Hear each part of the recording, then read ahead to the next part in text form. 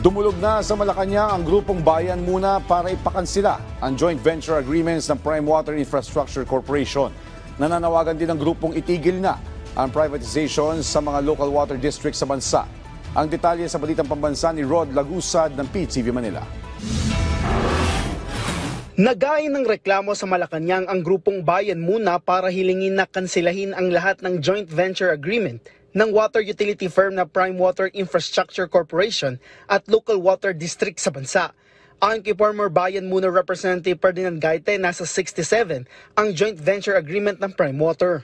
Sana action na nila kagad, no? Kasi sa totoo lang, nade-dehydrate na ang mga mamamayan dahil sa supply na services ng Prime Water. Kulang ang tubig, mahal ang tubig, hindi madalisay ang tubig. Kaya yan yung pagpapatuloy namin ipaglaban. Panawagan nila itigil na ang privatization sa mga water district. Yung joint venture agreement has never been beneficial to ordinary consumers nor to the employees who have been affected by the policy of privatization. Kasama sa nagain sa Malacanang ay si Rose Ann na residente ng San Jose del Monte, Bulacan at customer ng Prime Water. Ang tubig po namin sa San Jose del Monte, Bulacan, minsan po isang araw po wala po kaming tubig. Madalas po 4 na oras lang po ang tubig namin, 2 oras. Pero yun po talaga sa araw-araw, ganun po ang aming dinadanas na tubig doon. Ayon sa Malacanang, hindi na dapat patagalin ang paghihirap ng mga apektadong residente.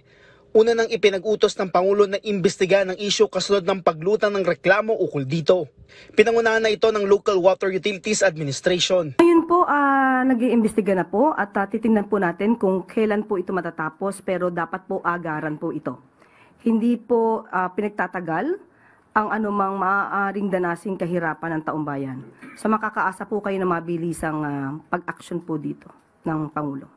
Sinubukan naman ng PTV na makuna ng pahayag ang Prime Water kaugnay ng naturang paghahain ng reklamo para kanselahin ang kanilang mga joint venture agreements, pero wala pa itong tugon sa kasalukuyan. Mula sa PTV Manila, Rod Lagusad, Balitang Pambansa.